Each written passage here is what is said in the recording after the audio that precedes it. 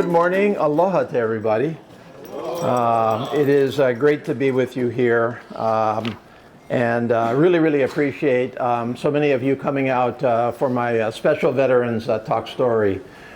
This is a really important meeting for me. I try to do this every year on a regular basis, and then of course I meet with you throughout the year, but this is an opportunity for me to get home from Washington, D.C., which I just left day before yesterday, got home night before last. It was very cold when I left. I was very happy to get home for Thanksgiving.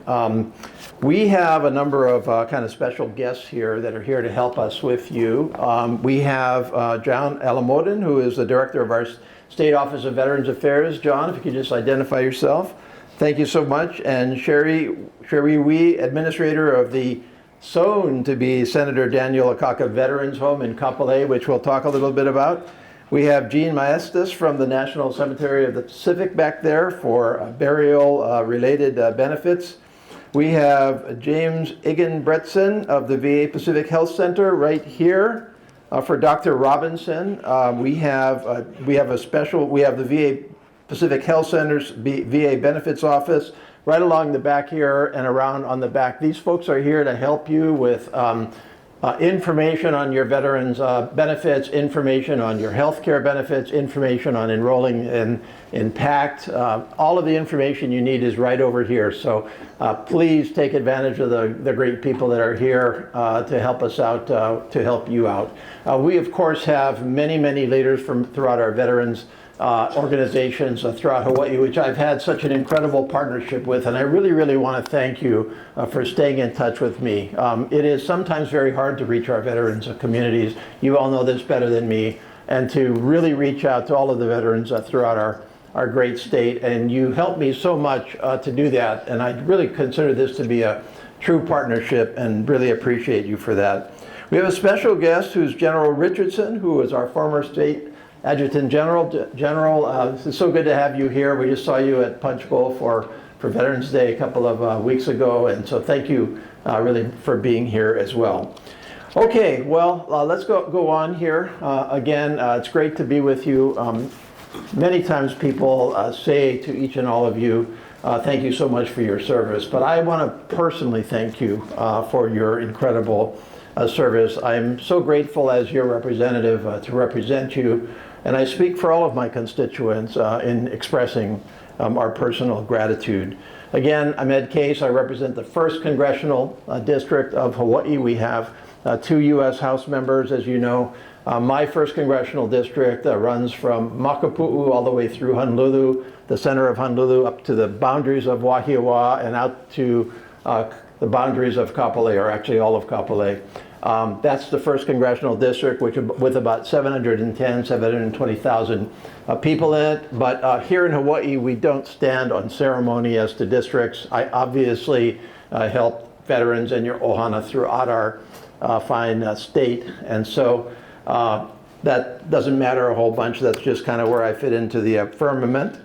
I do have staff here to help you, and these staff are people that work with veterans organization and veterans issues every single day in my office. I've got Nestor Garcia over here, who does a lot of my veterans related individual services in addition to all of my communications. I have Julia Anacheska back there in the back, who was at the front desk when you came in. I've got Kara Empting here.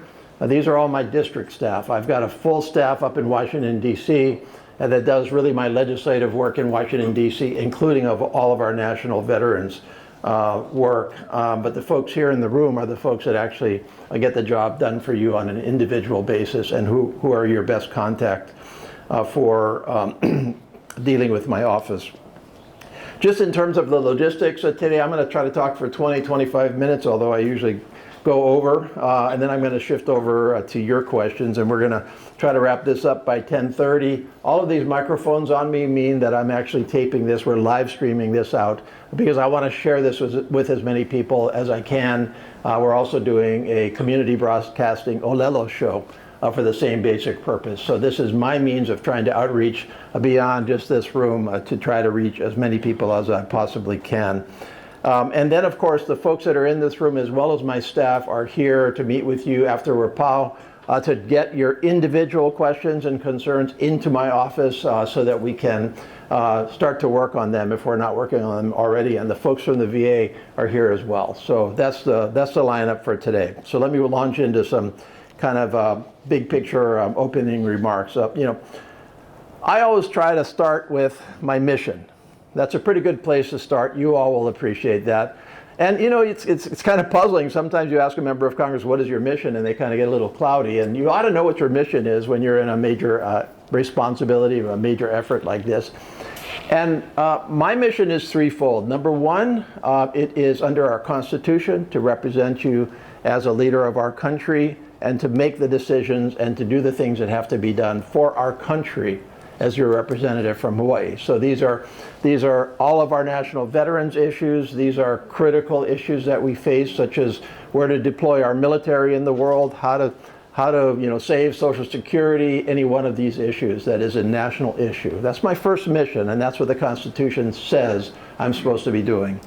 Number two, related to that, I believe that my job is to help our Hawaii with our federal government especially. So we have many, many issues with our federal government that are specific to Hawaii, and my job is to make sure Hawaii is taken care of in the big picture of our country, which is sometimes a complicated job, especially because we're a small state a long way away. So we can kind of get lost up in Washington, D.C., and my job is to make sure we don't get lost.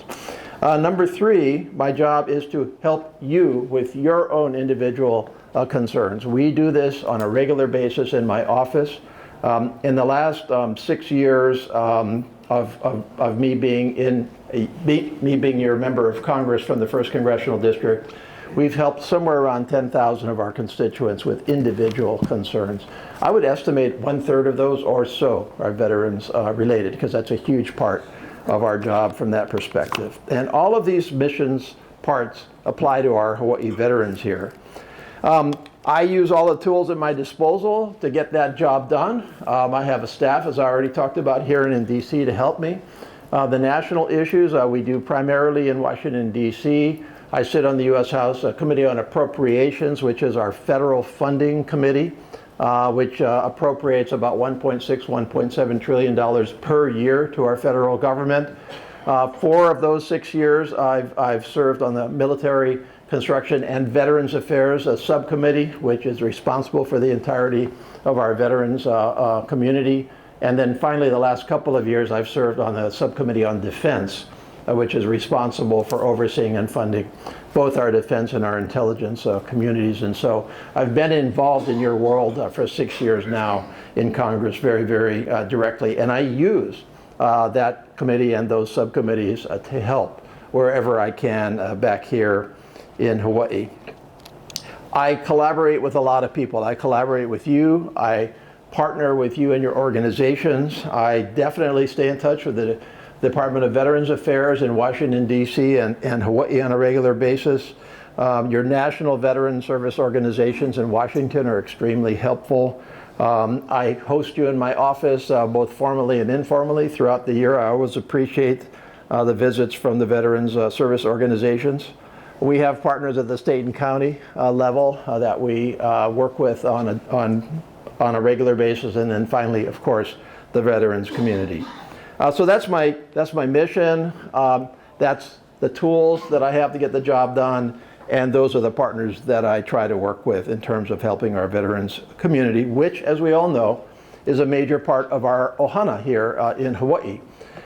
We have, by the Veterans Administration's latest count, somewhere around 104,000 veterans in Hawaii today.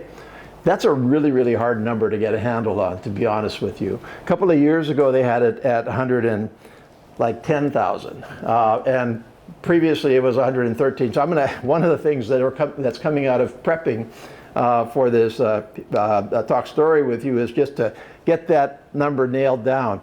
Now, I think we all realize that 104,000 may be the number that the VA has, but in my view, and probably yours too, we have many, many veterans here in Hawaii who do not always end up in the calculation by the Veterans Administration for various reasons. And so the real challenge we all have is to try to reach every veteran throughout Hawaii regardless of whether they're showing up on some official account or not. But my working assumption is we've got 110 to 120,000 veterans here in Hawaii and their ohana. And of course, we also know, I think, that is a higher ratio of veterans than many, many other parts of the country. And so we have more veterans per population here than many parts of the country. There are lots of things about our veterans community that are similar to other parts of our country, but some things that are quite unique, or that I think we all should highlight. First of all, in no particular order, we have a greater percentage of women veterans in our state than many, many parts of the country. We're up to about 13% of our veterans here are women. And of course, they have sometimes very, very unique challenges and issues that we need to be addressing both on the national level as well as here in Hawaii. We clearly have a much higher minority veteran population here, Asian American, Native Hawaiian, Pacific Islanders, and other minorities, which sometimes creates its own issues as well. We have a younger veterans community than many, many other parts of the country.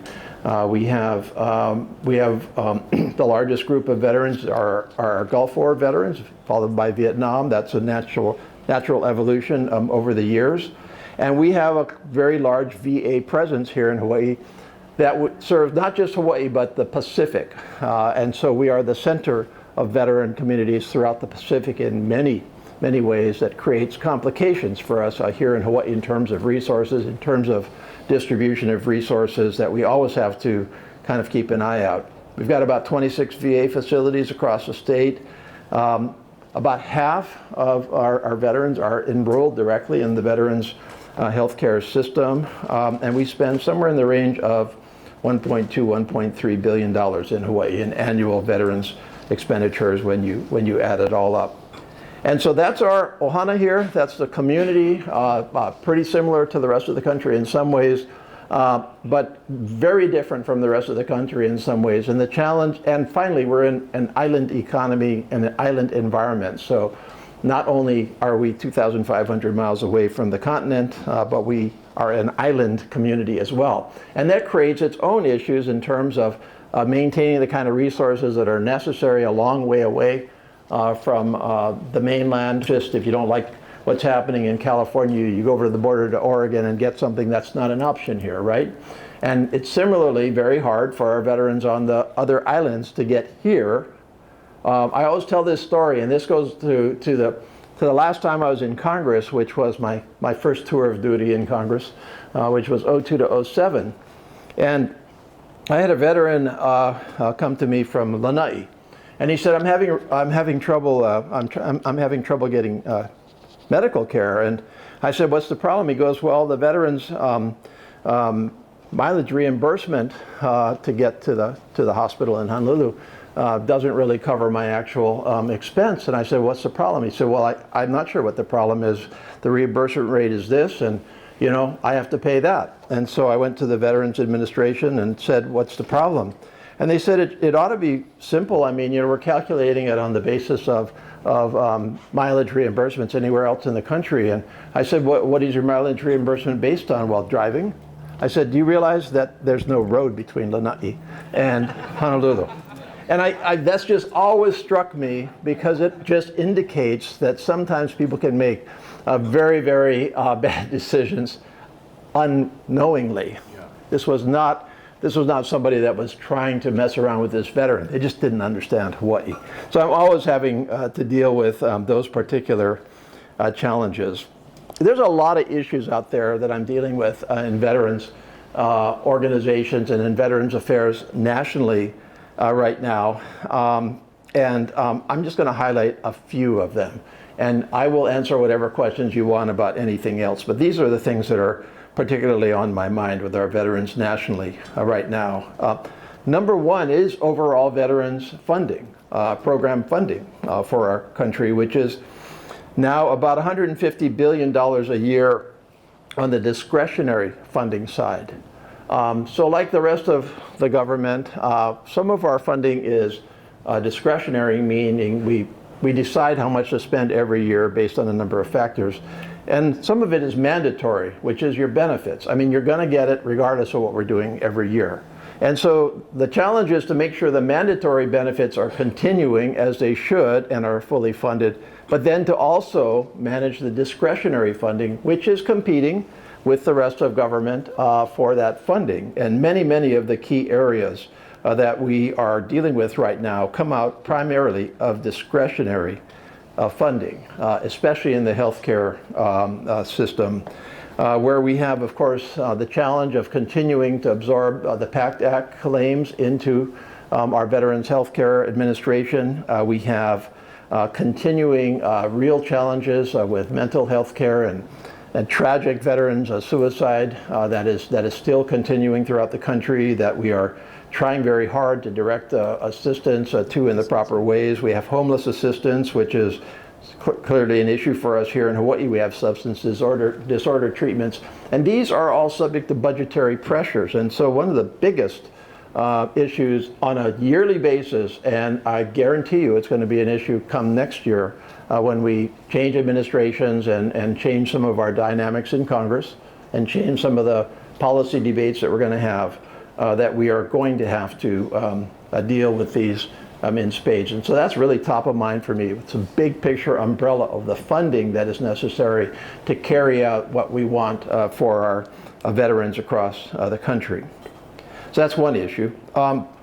Another issue is, in fact, to continue to implement fully the PACT Act, which was, of course, a revolutionary law that we passed on a bipartisan basis in 2022, which significantly expanded eligibility for veterans benefits for toxic exposure, Agent Orange, et cetera, that had been tragically delayed and denied for way too long, and we just bit the bullet and did it all at one time.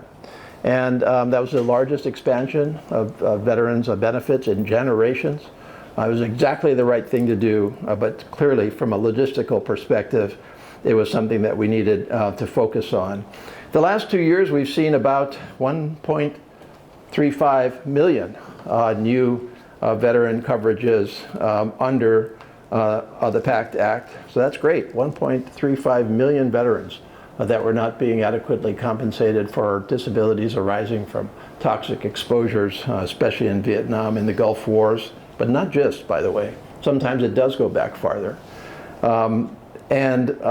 We have seen somewhere around 75% approval of claims, so we're getting a good number of people that should get these benefits into our system.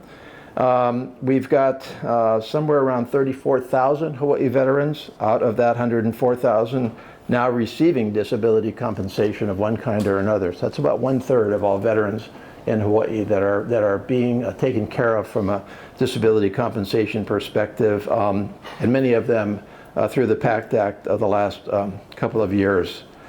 There was a huge scare a couple of months ago. You probably got it in your veterans organizations when the VA came into us in Congress somewhere around September and said, we're running out of money to fund the PACT Act. We've had incredible amounts of people applying, far more than projected. We've had much higher acceptance rates, far more than projected, and as a result, we're having far more commitments of health care benefits and funding, far more than projected, and the disability compensation fund, which is how we take care of all of these claims, is about to run out of money. And we're all looking at ourselves in Congress going, are you kidding me? Like, we're finding, this was at the end of the fiscal year, right? So this is, our fiscal year ends on September 30th. So they kind of sprung it on us somewhere around late August, early September as we came back from our summer work periods. And we all looked at each other, first of all, and said, I can't believe that you're telling me this at the end of the fiscal year when we've got 3 weeks left in the fiscal year. What is going on? And so we actually, on a bipartisan basis, sprung into action and did an emergency funding bill before we left for the elections that put another $3 billion into the Disability Compensation Fund, which was exactly the right thing to do. Except that since then we found out it was a slight miscalculation in the VA. They actually did have the money. They weren't exactly sure whether they had the money or not, so they came to us as a safety measure without exactly telling us the whole story. So in the last week, we've had some quite difficult hearings in Congress, which were along the lines of, first you told us you needed it, we gave it to you, and now you tell us you didn't need it. What the hell is going on? Anyway, that story is to be continued. But the point is that for all of you that may have questions about whether the PACT Act claims will be funded, yes, they will. Yes, we're going to take care of them one way or the other. So it's been a little bit of a rocky time from that perspective, but good to go. I talked about women's veterans, and this is an area that I've felt that we needed to focus very directly on, because although we do have one of the largest percentages of women veterans here in Hawaii, we anticipate that this is going to increase significantly in terms of number and percentage over the next 10 years or so, as our overall veteran population declines, or at least we think it's going to be declining here. And so we better get ahead of women veterans issues. And there's some very extensive reports that are disturbing from the perspective of trying to take care of specific issues that women veterans face. For example, a much more difficulty in absorbing back into the business community, much higher levels of anxiety and depression. There's a number of and that's not to mention just basic women's health issues that are going to be, by definition, different than men's health issues. And so this is an area that we definitely need to track very carefully, make sure that we are designing and implementing very specialized care programs. We have two exciting new facilities here that I hope you all are at least one of them are utilizing, and perhaps the next one, that are the product of really just years and years of very hard work by the VA, to their credit, and by your congressional delegation and others, including people that came before me. So I can't claim credit for starting these ideas. I can perhaps claim a little bit of credit for finishing them, but it was in partnership again with many, many people. And of course, the first one would be our brand new Daniel K. Akaka VA clinic at Kalailoa, which doubled the capacity of our VA Pacific Islands healthcare system, which I was really happy, along with many of you, to go to its opening back in April. My report is, and I've tracked since they opened to try to stay in touch with you as to whether it's really doing its job. My report back from you is that yes, it is, but I would love to know if any of you feel differently, because any new enterprise, no matter how well conceived, no matter how planned, no matter how well staffed, sometimes some things just kind of fall through the cracks or have problems in terms of kind of implementing themselves. And so I'm really, really interested, because there's a lot of blood, sweat, and tears that went into that facility for a lot of different people, and we want to make sure that we get the most that we can out of it. But I really feel good about it right now, but again, anything can be improved. And then finally, we've got the Daniel K. Akaka State Veterans Home at Kapolei, which is already got its certificate of occupancy, and I think the current opening date is January, so not too far away, January of next year. $100 million facility, 120 bed facility to retire most of the shortfall in our bed needs, not all of them, but a good chunk of them. And that is critical, of course, as we looked at long-term care limitations throughout our Hawaii. That's great, but we still have a shortfall. And so we need to look for the next generation of the same kind of facility, and really the primary focus right now is a comparable new facility over on Maui, which would be good, because we've got Hilo, we've got two here, and then if we could round out Maui, I think that would take care of the facilities that are needed for our veterans, for the foreseeable future. Those are just a couple of issues I'm dealing with right now. I'm going to note 10 or 12 other issues that are very much on my mind as well. And then I'm going to try to wrap up here and turn this over to you for your questions. So in no particular order, I don't want to prioritize these. Tripler is reaching end of life, and we've got to think about the next generations of Tripler, both for our active military as well as, of course, Tripler does have a significant veterans component. And it's not as if it's going to fall down tomorrow, but we are going through a very difficult set of considerations about what the next generation of Tripler is. Actually, what is the next generation of military care throughout our Hawaii and the Pacific, and where does Tripler fit into that? It's a difficult and big issue. It's going to be a very expensive project. We're already going down the road on it.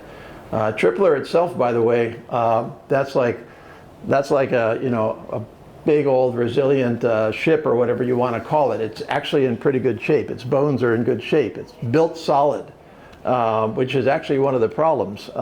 It's you wish it was like almost old and decrepit where it'd be easy to say, okay, let's just tear it down and start over again. But it's not quite as simple. So I'm noting that as an issue with not a particular answer for you right now. The Mission Act implementation in Hawaii is still very rocky. The attempt to broaden veterans' health care to include the private sector a little bit more is a hard one to get a hold of, to be honest. This is true of the entire country. But we definitely have to make this work to make sure that we are reaching all of our veterans in the specific circumstances that they have. Because remember that if you take a look at our veterans and you see that about half of them are in the veterans healthcare system right now, well then by definition half of them are not. And so how do we synchronize all of that, make sure that our obligations are being taken care of? I talked a little bit about Asian American, Native Hawaiian, and Pacific Islander specific issues, and I would broaden that to minorities in general, because there are some very, very specific areas that affect our minority veterans differently. It's a little comparable to women, but I'm not going to make the direct parallel, but clearly you can't do a one-size-fits-all for our veterans. That's the bottom line here.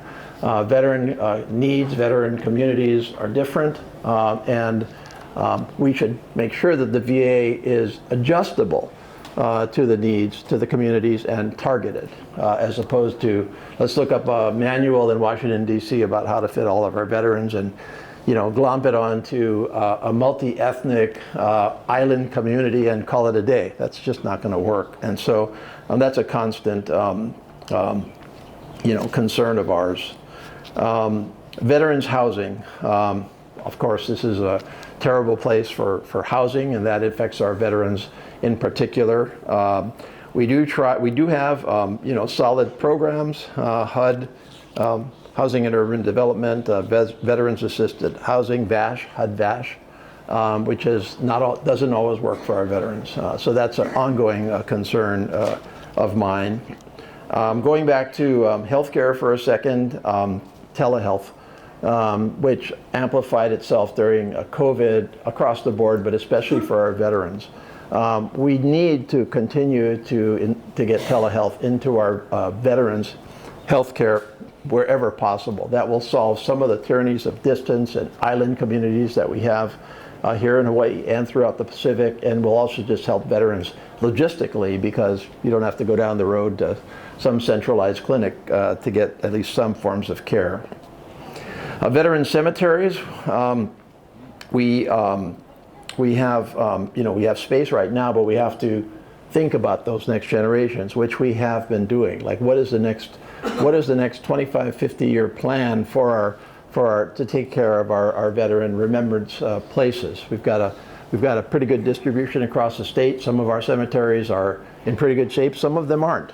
To what extent does the federal government assist our state again? Because many of those cemeteries are actually state-sponsored cemeteries. So think, Kaneohe, for example.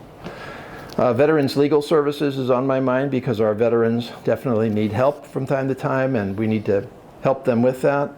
rural health initiatives. Not as much of an issue in my first congressional district, but certainly an issue in the second congressional, which I also feel responsible for.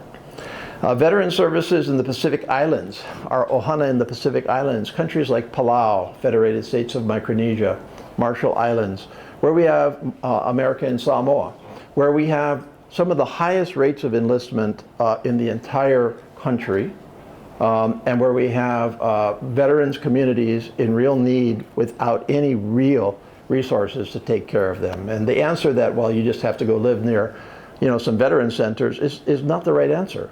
And so we have spent a lot of time asking ourselves, how can we actually project the veterans umbrella out into communities like Palau to take care of them in a more systematic way. That, by the way, doesn't just help us from a veteran's perspective, it's also a matter of national security because these countries are important to our overall defense posture in the Indo-Pacific in a very difficult time. We still have unfinished business on concurrent receipt this is the attempt to reverse a longstanding policy that basically offsets veterans benefits with Social Security benefits or vice versa, whichever way you want. We took care of some of this in the last couple of years, but we have unfinished business in some parts of this, so this is on my mind. And then finally, something that I've always very much believed in is the Veterans History Project at the Library of Congress. The Library of Congress by Congressional, which is our library, by the way, the Library of Congress has operated for some time the Veterans History Project, where they take oral histories, written histories from our veterans. They offer the service of really outreach to get those testimonies in. For my father, for example, was a World War II veteran, and we got his reminiscences into the Library of Congress. I felt good about that, and he did too.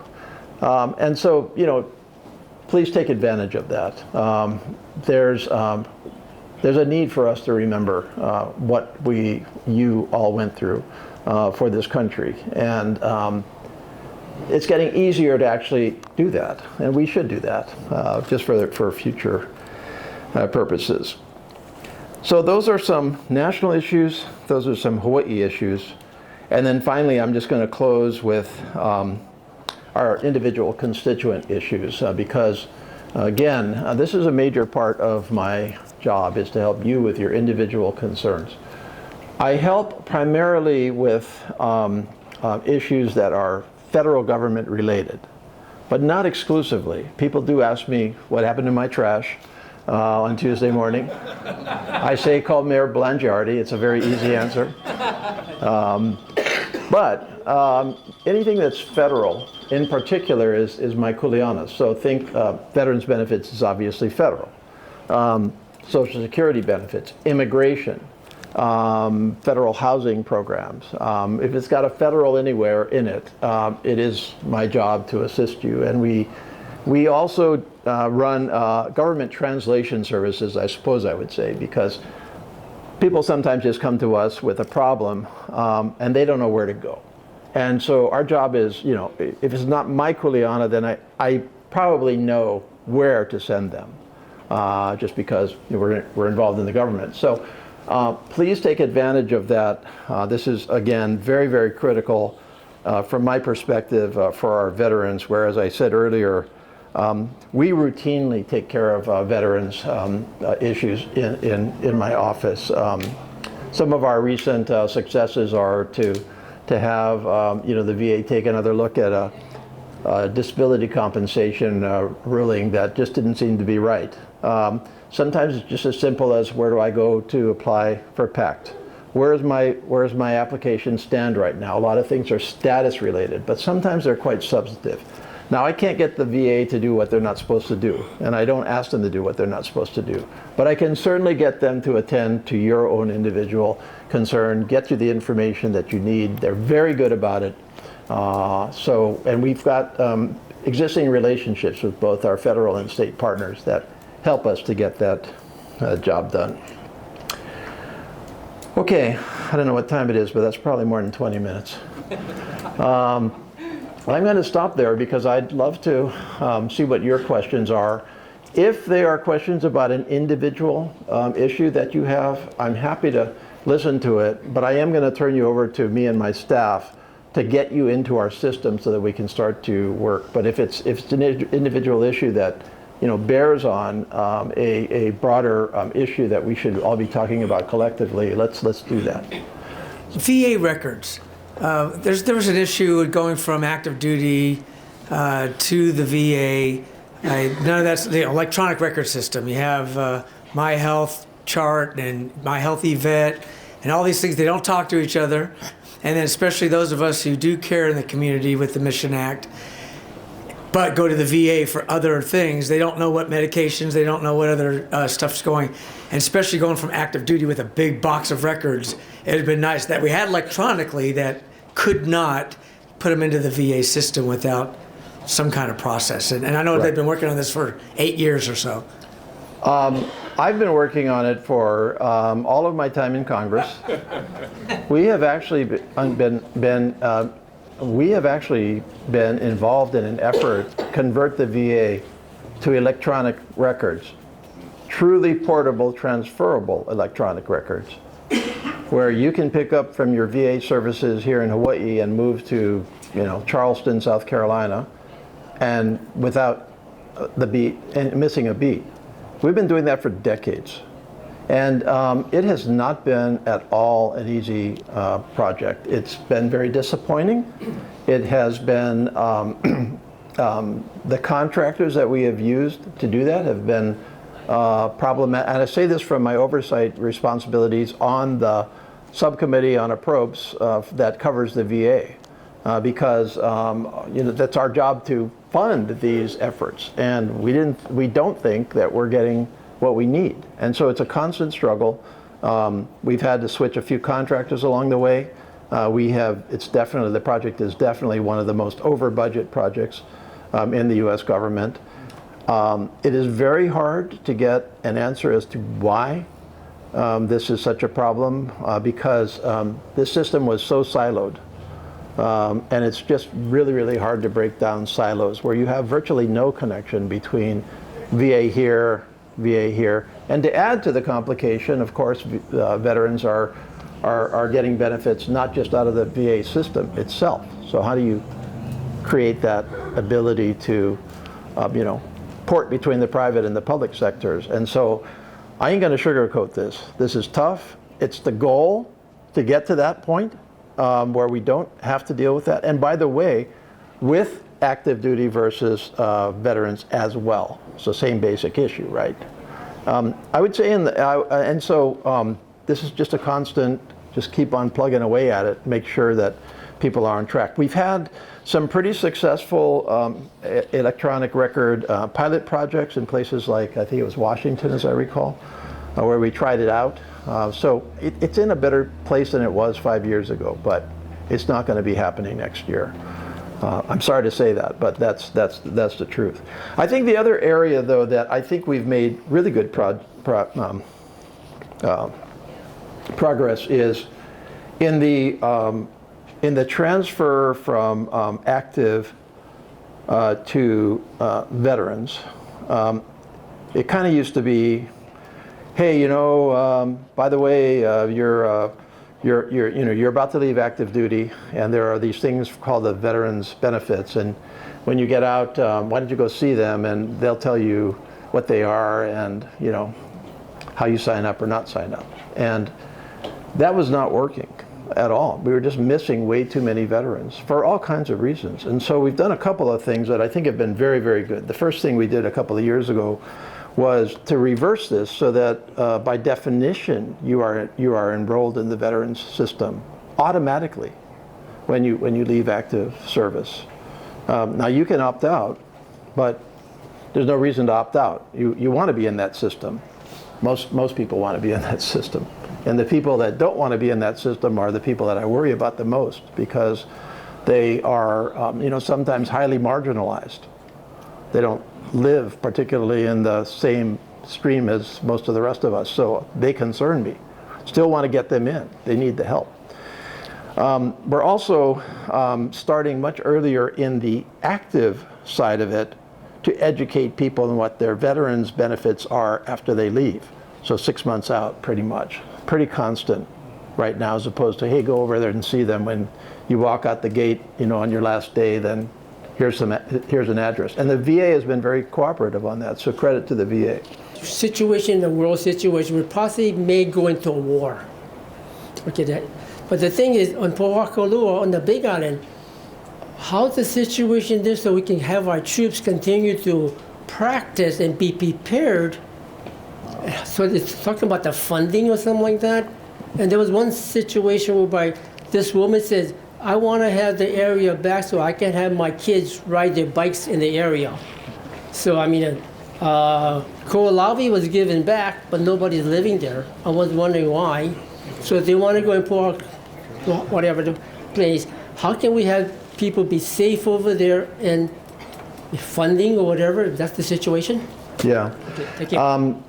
Look, you all were part of our national defense, and you understand the issues of national defense, you know, more than many of our fellow Ohana.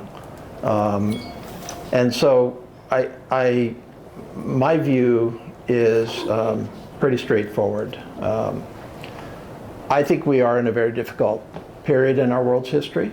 I believe that our national security strategy and our national defense strategy, which obviously relate to each other, both say that we are in a period of very severe and accelerating geopolitical challenge, in which the People's Republic of China is our number one potential concern, not potential, actual concern. That we face very difficult specific issues, for example, Ukraine. But if you want to look at the broader picture in the longer term, the PRC is what we need to worry about. That we need a strong national defense to stay out of war, as a deterrent to war.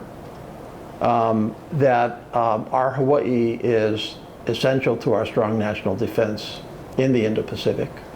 And that, therefore, we should, wherever we can, accommodate the reasonable needs of our military for basing, for personnel, for training, for transit. But that is not a carte blanche to do whatever the military wants in Hawaii. Because, as we've seen at Red Hill and other places, sometimes good-intentioned people make very bad mistakes, or at least they are not attentive as they should be to consequences. And so we have a critical military footprint here in Hawaii that I believe, in general, we need to maintain for all of the reasons I already talked about. It doesn't mean that it has to be exactly the same footprint as the military has today. And it doesn't mean that it has to be on the same terms as the military has today. And so I believe that what we should be doing right now is working between and with the military, with our community, to answer a basic question, which is, okay, let's start with what is the footprint that the military actually needs for its legitimate needs in this world for the next couple of generations? What does the community need for our needs for the next generations? Where can we accommodate each other, and how do we resolve any conflicting areas? That's the big picture. And what is driving this primarily, besides the needs of the military, is that many of our military facilities are on state land, state leased land. Most people don't realize this. They think the military is on its own land. No, it's not. It's on state land that's leased. And those leases are coming up for renewal in the next 4 years, roughly. I've been personally in my office working on this for a good 4 years already to try to move a process along that will allow for a reasoned discussion and decision, and eventually for congressional action to both implement and fund it. Ōlelo is a good example of this. Poaka law is on a combination of federal land and state land. Some of the federal land at Poaka law is really not absolutely essential to the military. They can kind of do without it. Some of it is very essential to the military. Some of the state land that the military leases at Poaka law is essential to the military. So can we adjust this footprint a little bit so that the community can use land the military doesn't need? The military can continue to use land that it really does need at Poaka law. And think about that in the big picture of Hawaii. Good morning, Ed. Good morning. Thank you for being here. My name is Raymond Liu, and I'm a veteran service officer with the VFW. Myself and my other VSOs, we talk to veterans who are struggling with mental health, as you mentioned earlier. But we always see kind of like the same cookie cutter approach to address this issue, and that is the common reaction by the healthcare system, in this case the VA, to prescribe SSRIs. Sometimes they work, sometimes they don't.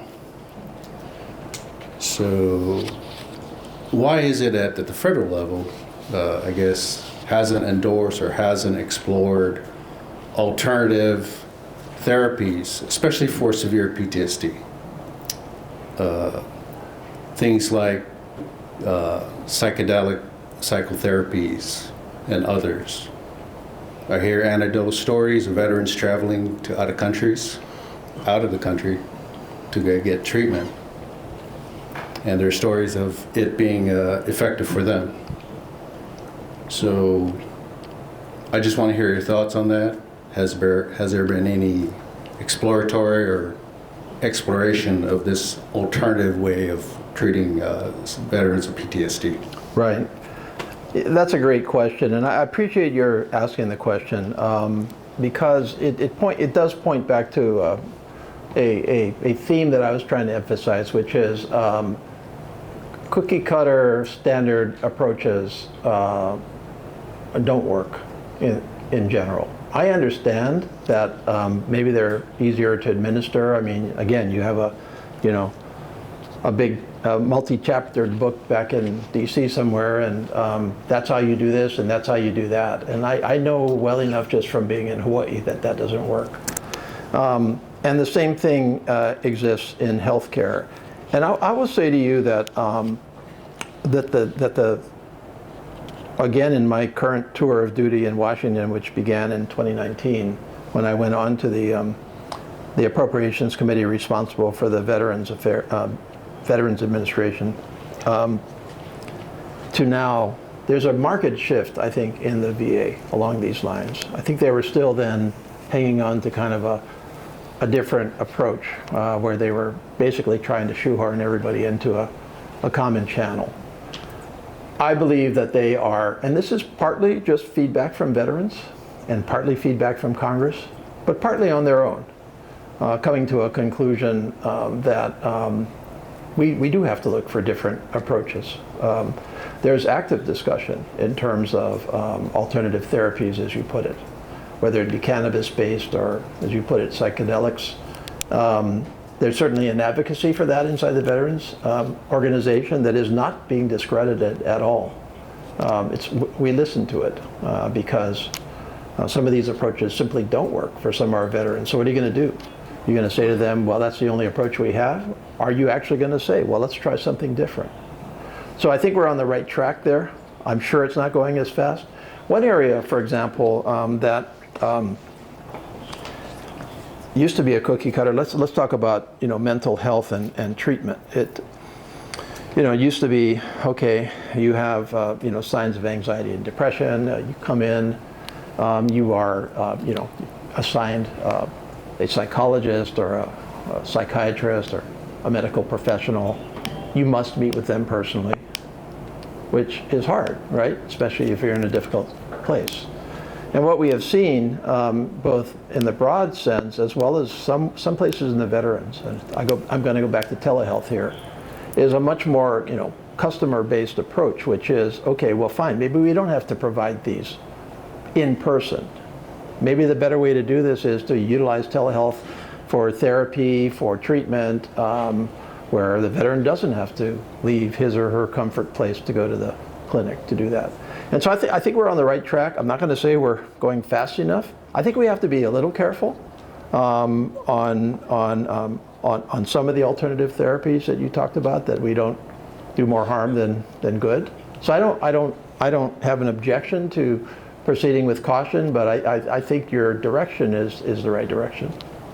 I've been taking this acupuncture treatment, and it's only good for 8 weeks. So how can you extend it? We have to wait. There's a waiting process. Yeah. And I want to know, how can we extend it? Let us look at that individually for you. This is actually a good example, back to your question on alternative therapies, because many of the, like the Medicare and the VA to some extent, although actually the VA was a little bit more revolutionary in this area than some of the private health insurers in recognizing the benefits of some alternatives such as acupuncture. So I just don't know what the current rules are and how you extend it. We've had some battles from time to time. I don't think they were with the VA. And you mentioned a doctor before you came in, so I know which one you're talking about. And we've dealt with her patients a fair bit in terms of trying to make sure that you have the coverage for. I think we're talking about the same doctor, but it doesn't matter. If you will get into our system, we'll go ask the question for you. I heard it twice. I heard it 3 times in this meeting, so it's an obvious area for me to take a look at, not just on an individual basis, but on a broader basis. So I will do that. In SEAL, VFW, we've crunched some numbers regarding support with the veterans here in Hawaii, and I'd just like to make a statement regarding our partnership with the VA. You had mentioned in the beginning we had about 104,000 veterans here on the island, or in Hawaii. Of the 104, 34,000, give or take, are getting VA benefits. Of that, just to let you know, of those 34,000, we in the VFW are supporting 2,500 in the sense that we are their representative getting their benefits. What that translates into is bringing into the state of Hawaii during FY24 $62 million. Now that's bringing $62 million into the state for compensation and also pension. I bring that to you because I want to just let you know that we are trying to be good partners with the VA to help give people or provide people their just rewards with their compensation and pension claims. It supports the state of Hawaii, bringing that money into the state. And lastly, it helps the state because the state's not paying and supporting them with their health benefits and their health insurance issues. So I think it's a good news story that a lot of times people don't see and they don't hear. And I just want to bring that up to you, Ed. So the VSOs are in partnership with the VA, and we in our own way are trying to do the right thing. Yeah, no, I really appreciate that. The VA is not going to get this done on its own. Congress is not going to get it done on its own for sure. We really do need full partnerships in this area, and the VSOs are really critical to that. I guess I would have your stats line up with the stats that I have, so which I think I mentioned earlier, roughly 50% in the VA healthcare system in some way, shape, or form. About the 34,000 you were talking about, which is disability-based, which I think is where your focus is. So that lines up. I guess my question, I think is, I think you said you're servicing about 2,500 of that 34,000. And so I guess the first thing is, for everybody else go to see you, who may not be getting serviced, but what kind of outreach are you doing to increase that number? We do a number of things. A good example is we go to the U.S. vets people out in Ōlelo. And that's the organization that I Right. slipped my mind. So. And I would like to say if there's a community that's in dire need of of support, it'd be those veterans out there. So that's just one example. We reach out to hospices, without boring the details, those types of things. We come to the OVC, but the big thing is U.S. vets. That's how we reach out. We do happen, by the way, Ray Lou and I work together. And so of those 34,000, we do about 25, approximately, sir.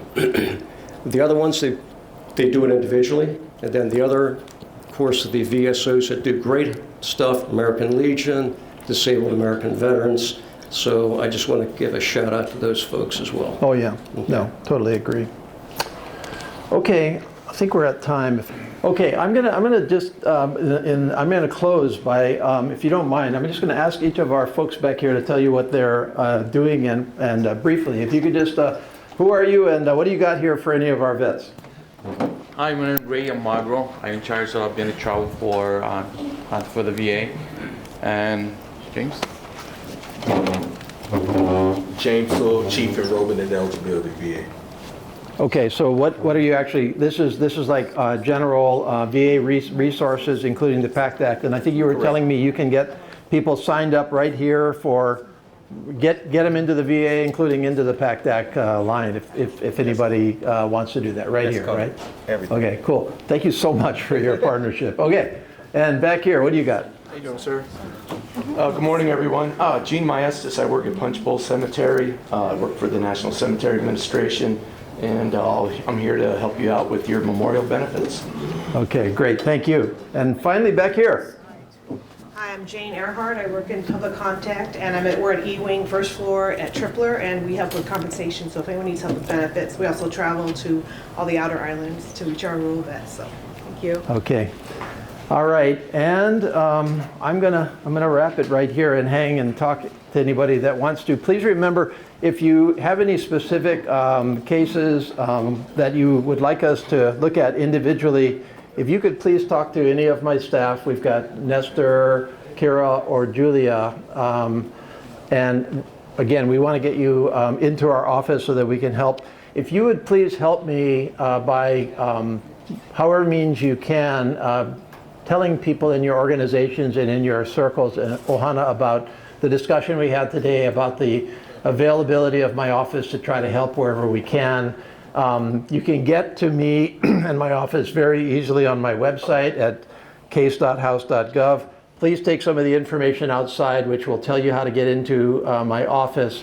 As we finish up the 118th Congress, which has another five weeks to run, and head into the difficult 119th Congress, I really need to stay in touch with all of you, and we'll be back in touch along the way. Thank you so much.